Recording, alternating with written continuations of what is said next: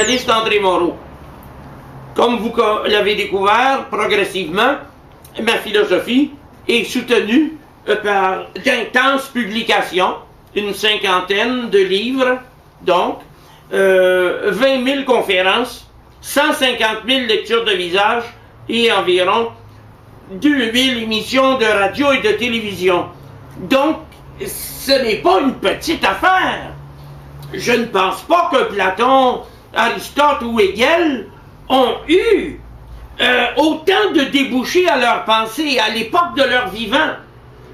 Évidemment, beaucoup d'entre eux ne s'adressaient qu'à des lettrés, des érudits, alors que moi je m'adresse à tout le monde.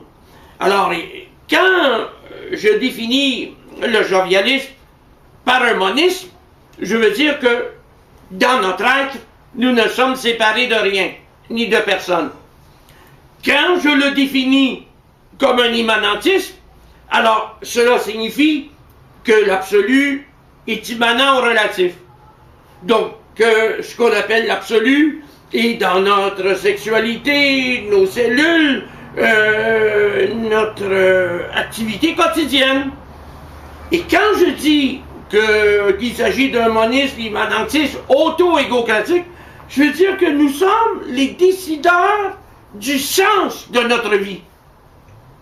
Nous ne sommes pas à la recherche du sens, nous ne sommes pas partis à la découverte de la vérité, nous sommes les décideurs, nous sommes en charge. Si Dieu existe, c'est parce qu'on le laisse être, c'est parce qu'on a pris la décision d'être Dieu. Nul ne peut vraiment me contredire là-dessus, puisque nous sommes ce que nous pensons. Évidemment, si nous sommes ce que nous pensons et que nous ne sommes séparés de rien, surtout si l'on se rappelle que mon épistémologie immatérialiste enseigne que la matière n'existe pas, cela veut dire que tout ce que nous pouvons sentir, voir, percevoir, concevoir, existe en nous, dans la sphère de notre pensée immanente.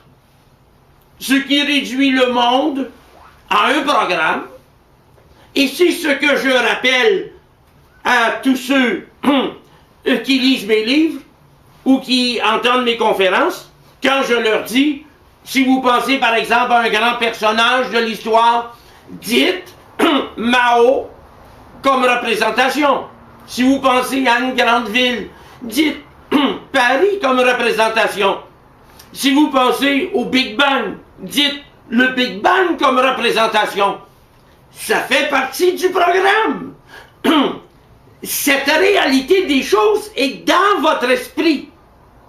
Il est tout à fait normal, dans ce cas, que selon les différentes couches de sens de la conscience, visées par des intentions variées et variables, il y a des intentions plus spirituelles, plus métaphysiques, plus fondamentales, qui nous mettent en contact avec l'aspect cosmique de cette immensité du programme. Et l'aspect cosmique, ben c'est ça le cosmos intérieur. C'est-à-dire que les étoiles, les gens qui les habitent, les galaxies, les frontières de l'univers, les réalités parallèles, les mondes possibles, tous les systèmes de réalité sont en nous. Et nous sommes alors les astronautes du cosmos intérieur. M'a-t-on compris?